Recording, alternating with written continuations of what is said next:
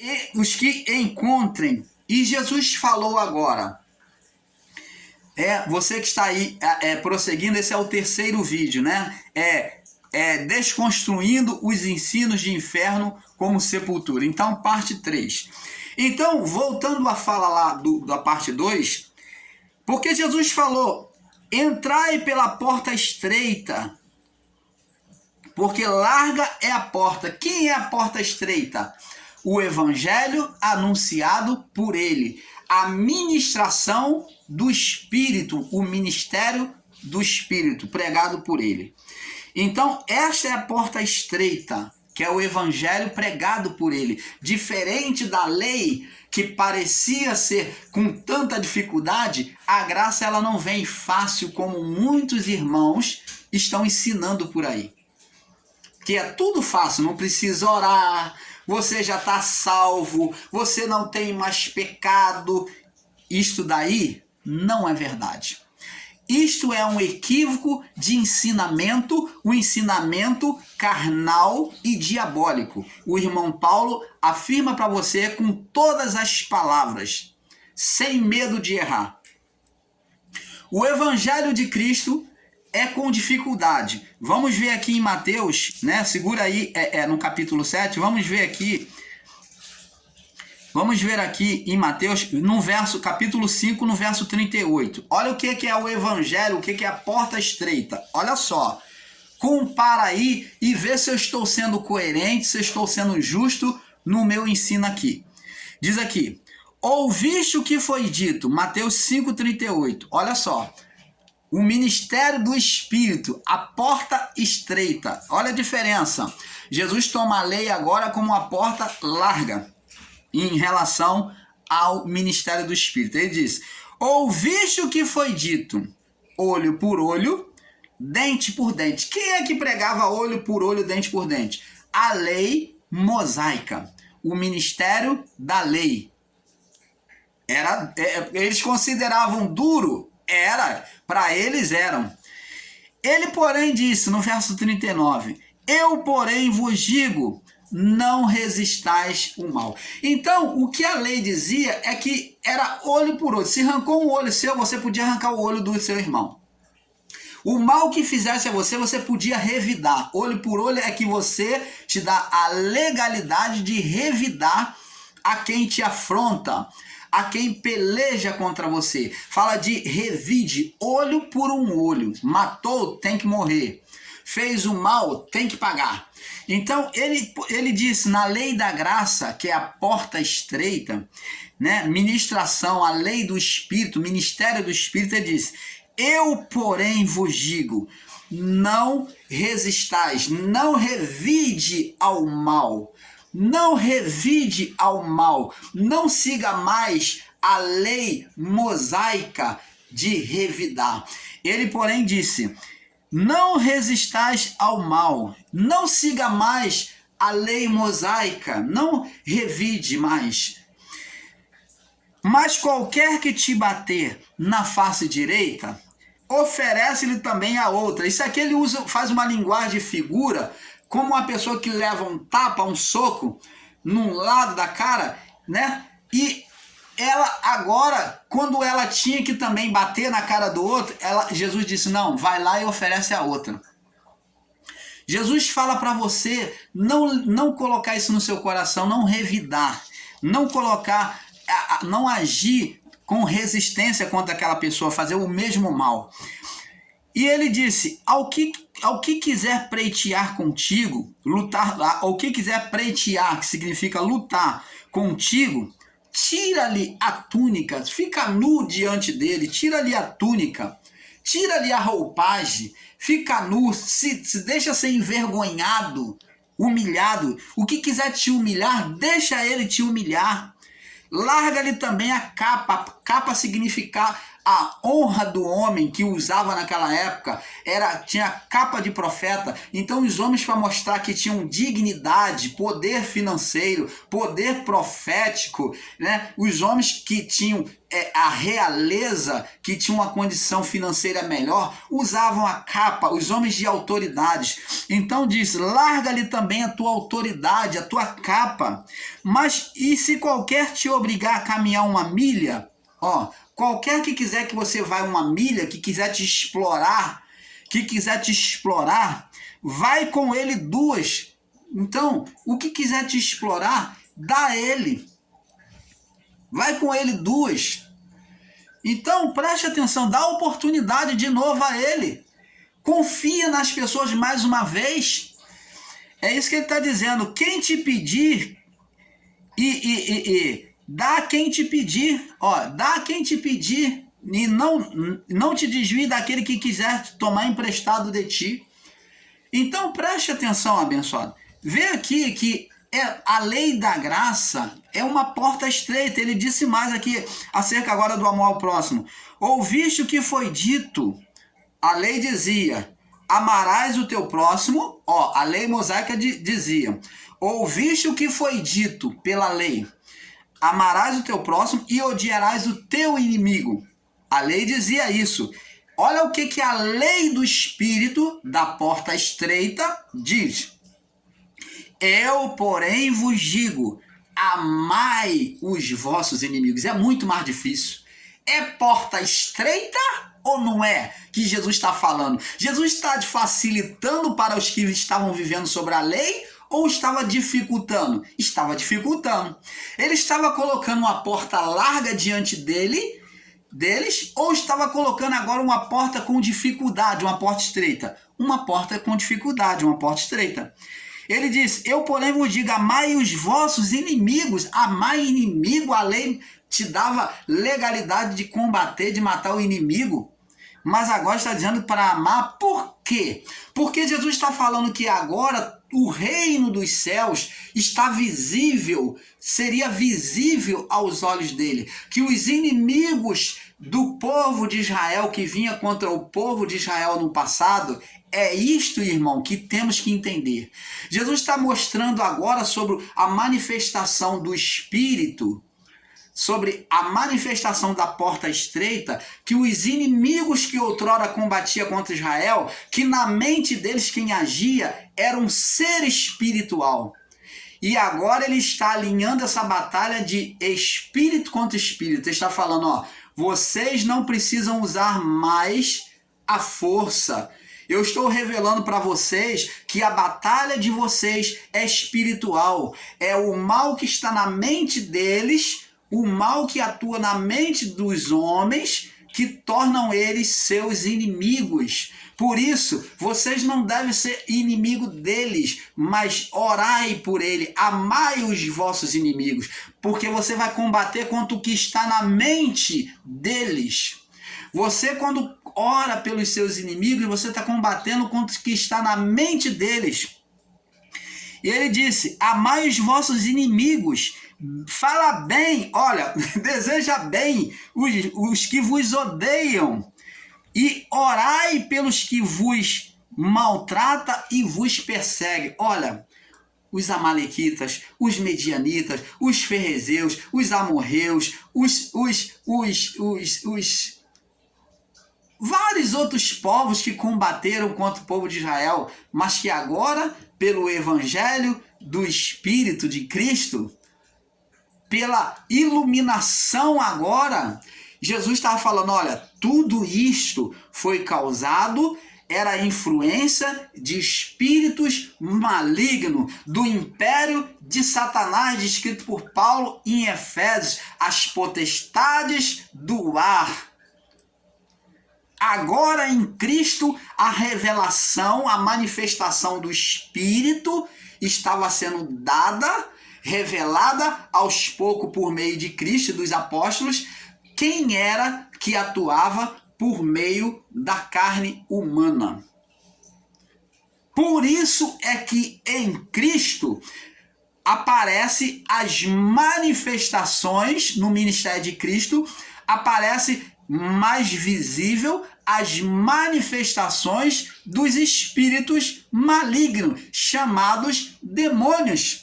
Porque agora Cristo vem revelar o que estava em oculto na lei, que era física, que era o ministério de Adão, o ministério da condenação da carne, que era um ministério físico. Mas agora, no ministério do segundo Adão, seria o ministério espiritual, aonde o que estava por trás da carne, agora ele rasga o véu, ele torna visível o que estava invisível, lá do outro lado do véu.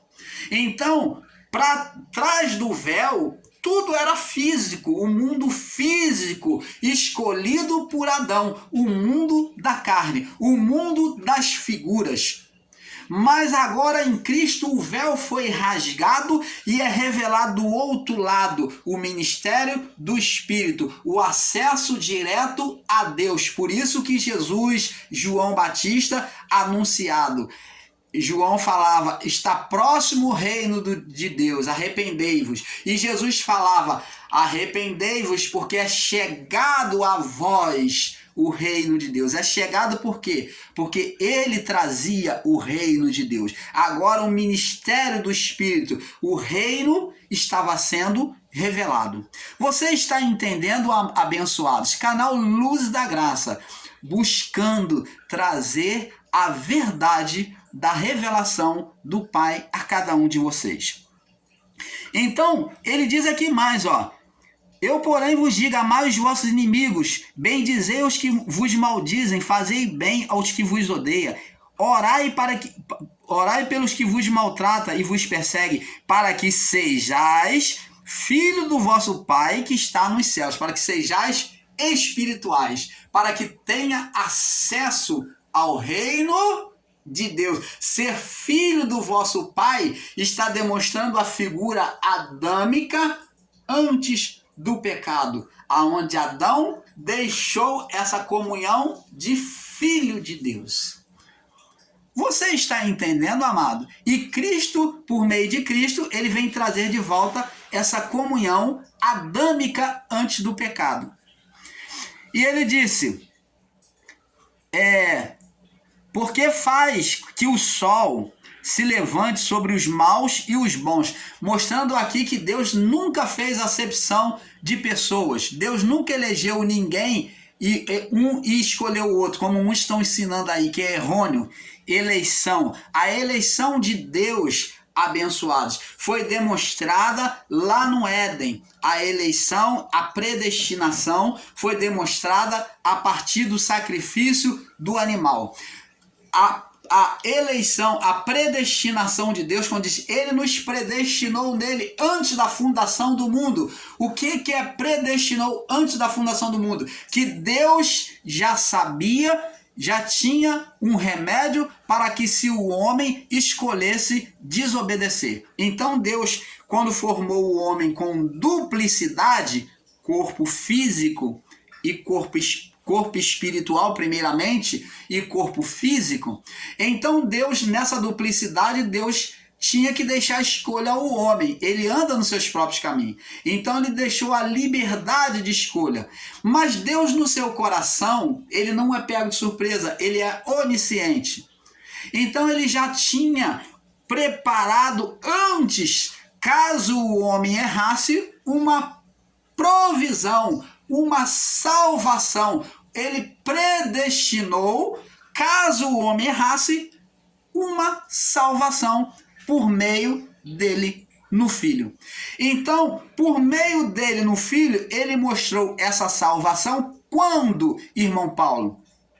Gênesis 3, no verso 21. Gênesis 3, no verso 21.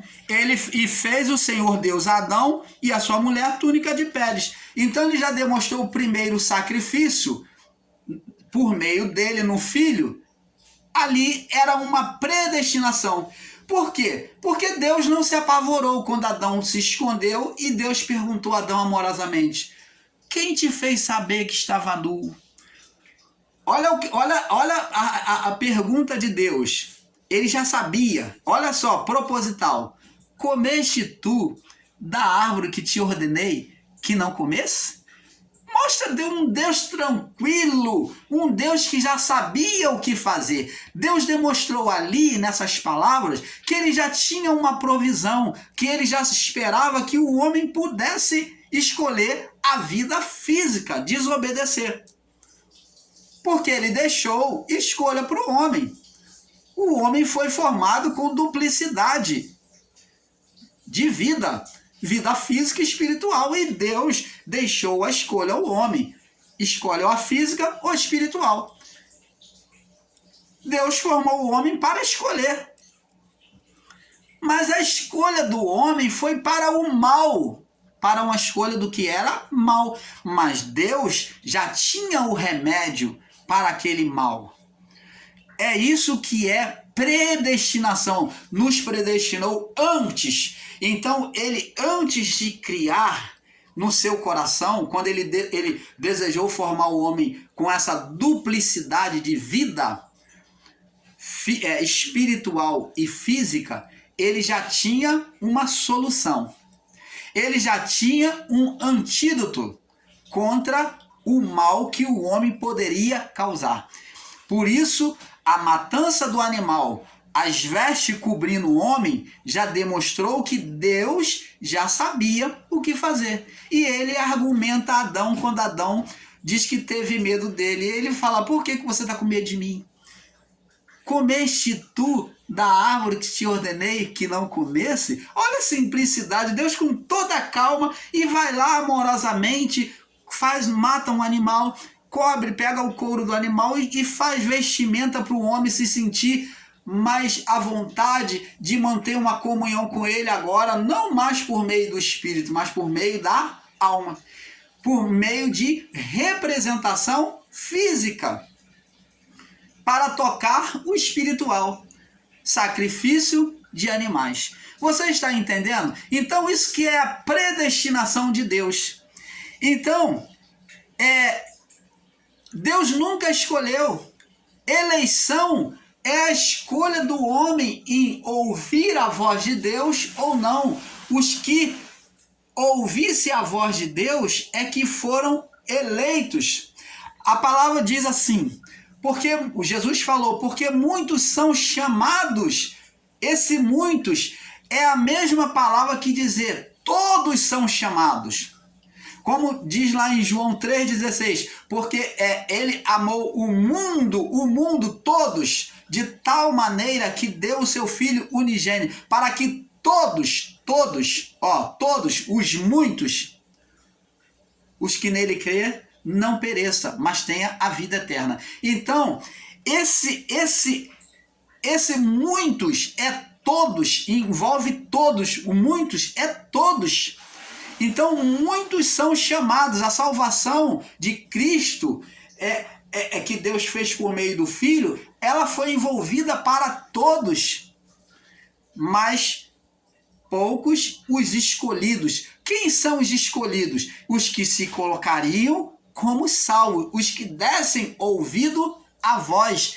Está lá em João 3, 3, 16, 17, 18. Você está lá. Os que não creram, né? Jesus disse que todos que crescem seriam salvos.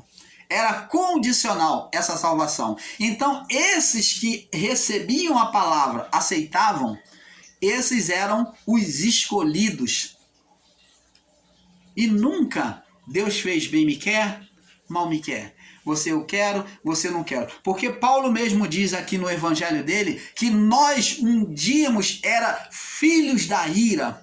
Nós que éramos outrora filho da ira. Ora, se ele era um eleito, se ele veio como um eleito, por que outrora eles eram filhos da ira? Os discípulos eram filhos da ira, mas que agora são filhos da salvação. Então, por quê? Porque eles deram ouvido à voz do evangelho. Agora, eles foram recepcionados como salvos, como filhos da salvação. Então, era condicional somente a aceitar, a dar ouvidos a voz de Deus. E ele diz, porque ele faz com que o sol se levante sobre os maus e os bons, e a chuva desça sobre os justos e os injustos. Deus nunca escolheu. A condição de amor, de salvação, é igual a todos. Você está vendo aqui? Ele diz aqui, olha o que ele diz mais para completar. Pois se amardes os que vos ama, que galardão tendes? Deus não ama só o que ama ele, ele ama a todos, toda criatura. Você está vendo? Se o homem ele não deve fazer isso, como é que Deus vai fazer? Ele vai amar somente os que amam, os que obedecem a ele? Não. Porque se amardes que vos ama, que galardão tendes? Não fazem os publicanos, os interesseiros, os ligados ao dinheiro, né? Também o mesmo? O publicano, ele ama o que lhe dá dinheiro, o que lhe é favorável. Ele está ligado ao materialismo. Se saudade somente os vossos irmãos, que fazer demais? Não fazem os publicanos assim? Sede vós perfeito, como é perfeito o vosso Pai que está nos céus. Viu? Você está vendo aqui, abençoado? Então, essa porta estreita, como falamos para você aqui, é o ministério de Cristo revelado. O ministério do Espírito. Jesus falou, eu sou a porta. Aquele que entrar por mim, entrará, sairá e encontrará pastagem. Então ele está dizendo que ele era a porta da salvação. Então, ele era a porta, que por ele agora, que aquele que entrasse com ele, entrará, olha, ele vai entrar, mas ele não vai ficar no inferno. Ele não vai ficar no inferno. Ele vai entrar, vai sair e encontrará pastagem. Preste atenção, abençoado. Como nós falamos lá acerca de Mateus capítulo 16, no verso 17 e 18, Jesus falou para Pedro que as portas do inferno não prevaleceriam contra a igreja, portas. Então a porta do ímpio, que era a porta larga, a prisão do ímpio, que era o abismo, e a porta dos santos, do justo, que é a porta estreita, que é a prisão do justo. Por que prisão? Porque, como já explicamos, prisão do espírito, das almas, que não poderiam subir para o Pai. Não poderiam voltar para casa por causa da condenação inicial, adeana, do pecado inicial. O pecado que foi retirado do mundo, que de todos, é o pecado inicial, o pecado adeano, e não o pecado da carne, que estão confundindo e ensinando você erradamente aí que não existe pecado. O pecado que não existe mais é o pecado do espírito, que privava de uma relação direta com Deus. Agora existe o pecado pessoal, o pecado na carne, existe sim, e existe o inferno espiritual do ímpio, sim, do homem carnal, sim. O pecado, o inferno que foi retirado de nós é o inferno, o quê? Que é o paraíso. É o inferno que é o paraíso. Vamos ver agora no livro de Apocalipse, que aonde muitos estão tirando aí com entendimento equivocado, dizendo que o inferno foi retirado, usando também essa palavra para dizer que não existe inferno. Vamos lá em Apocalipse capítulo 20, no verso 14. Apocalipse 20, no verso 14.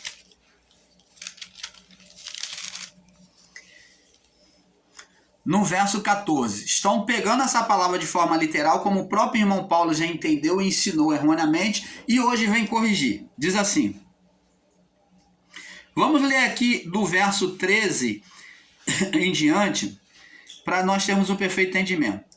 E deu o mar os mortos que nele havia, o mar devolveu os mortos que nele havia, então houve agora, aqui está falando de um juízo, tá? Aqui foi no juízo, não estamos falando de o sono, né? Não estamos falando do sono, aonde o justo está, aonde o ímpio está. Aqui não aconteceu ainda, mas agora aqui no juízo vai acontecer, todos serão despertados do sono, tanto o justo quanto o ímpio no inferno. Agora diz assim: deu o mar os mortos que nele havia, e a morte e o inferno deram os seus mortos que nele havia. Foram julgados cada um segundo as suas obras. Então, agora, no despertamento do sono, tanto dos justos, dos santos, no seio de Abraão, como dos ímpios no abismo, foram despertados essas almas, esses espíritos. Então foram despertados para o juízo nos anos 70. Então esse juízo agora iria acontecer. E então cada um seria julgado segundo as suas obras. Então haveria agora uma separação. Os que iriam para a casa, para o Pai, e os que iriam descer para o Hades, agora o tormento, não mais estariam em dormência, só no abismo. Agora eles iriam ser lançados num abismo mais profundo, no inferno, nas chamas de fogo. O fogo eterno, não é fogo físico, tá? E diz aqui: e a morte e o inferno, a morte e o inferno foram lançados, a morte o quê? Espiritual. Os que estavam no abismo, o abismo e o inferno foram lançados no lago de fogo. O inferno é o estado de condenação, a prisão. Então a morte é a condenação espiritual.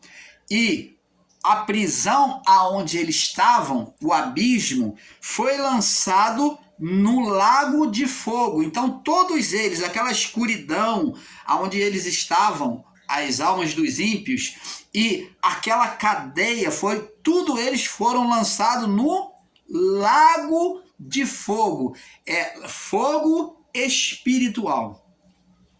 Esta é a segunda morte. Agora vem o sofrimento dos ímpios. Então, a interpretação aqui de alguns, como foi até do irmão Paulo, erroneamente, equivocadamente, é que não existe mais inferno. Por isso, sobre a interpretação um pouco literalizada, nós vamos entender que inferno não existe mais, como nós já cansamos de ensinar. Mas aqui está dizendo que as almas, junto com o abismo, com o inferno, foram lançadas agora no fogo eterno, no suplício eterno. Você está entendendo, abençoados? Então, a morte do espírito, agora o espírito, aquelas almas, iriam morrer, sofrer. Então, aquela prisão foi a prisão dos santos, é a separação, que é o chamado seio de Abraão, que era outra parte do inferno, que era a prisão dos santos, separado dos ímpios. E era o estado era a prisão da separação do estado da condenação inicial, adeana no espírito. Vamos ver agora em Apocalipse, capítulo 1. Ainda em Apocalipse, capítulo 1, no verso 18. Diz aqui, no capítulo 1, não, é capítulo... Apocalipse, capítulo 2, no verso 18.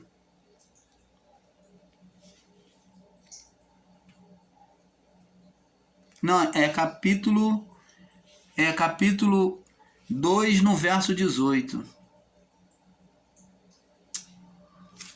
Deixa eu ver aqui, o irmão Paulo marcou a referência errada, me perdoe aqui.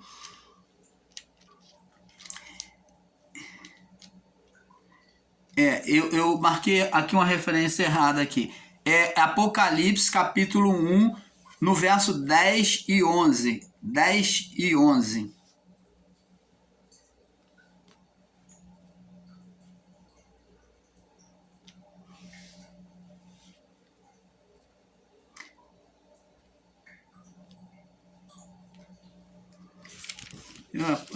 Capítulo Apocalipse, deixa eu conferir aqui, irmãos. Eu estou aqui, me perdoe, o que eu estou meio deslocado aqui, eu estava lendo no outro livro.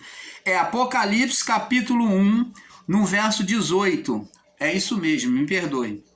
E diz aqui: e eu que vivo e fui morto, mas este estou vivo para todo sempre. Sempre. Amém. Eu tenho as chaves, eu tenho as chaves, chaves. Lembra que Jesus disse que as portas, no plural, 2 portas? Eu tenho as chaves, falando de 2 chaves ou mais. Eu tenho as chaves da morte, no plural, chaves de 2 aberturas, 2 portas, 2 lugares no inferno. Compreenda isso, amado.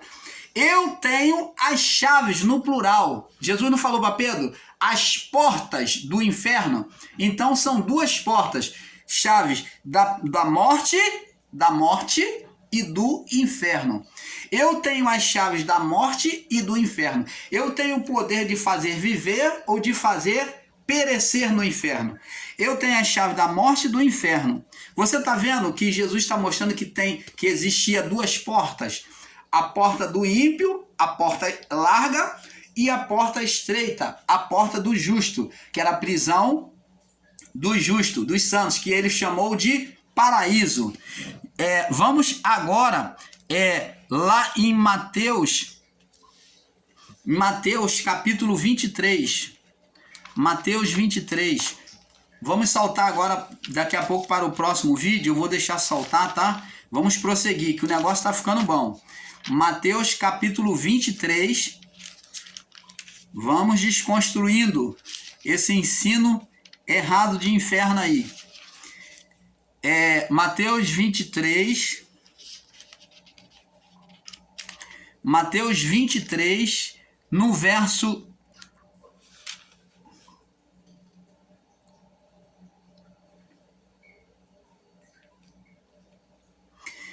No verso 28 ao 33.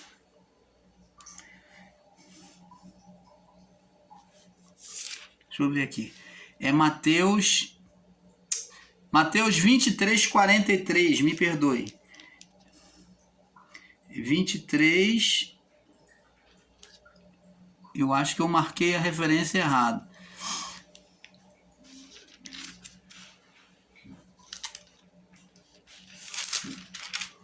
Eu acho que eu marquei a referência errada aqui. Me perdoe.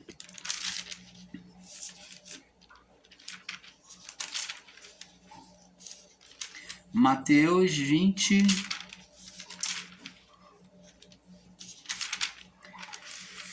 Então, abençoados, preste atenção aqui. Preste atenção. O ladrão na cruz, vou falar aqui, o ladrão na cruz, estando para morrer, um deles, né, o que estava à sua direita, disse a Jesus, vendo Jesus em sofrimento, ele falou: Senhor, lembra-te de mim quando entrares no teu reino. E Jesus disse para o ladrão na cruz: em verdade te digo que hoje mesmo estarás comigo no paraíso. Jesus, ele não falou para ele que ele estaria nos céus, mas Jesus usou o termo que era usado pelos judeus como seio de Abraão. Ele usou a palavra mais correta como paraíso, que é inferno dos santos. Jesus morreu sobre a condição de pecados. Pasmem, é isso mesmo. Se ele não tivesse assumido os nossos pecados, ele não poderia vivificar os espíritos que estavam aprisionados. Então ele tomou o pecado do mundo, morreu em condição pecaminosa, por isso que ele diz para o Pai, em determinado momento, quando ele assumiu o pecado, ele já não ora mais Pai, ele diz: Deus meu, por que estou me sentindo desamparado? Por que me desamparaste? Ele estava desamparado porque ali mostra que ele estava assumindo a condição, a condenação espiritual do mundo. Então, a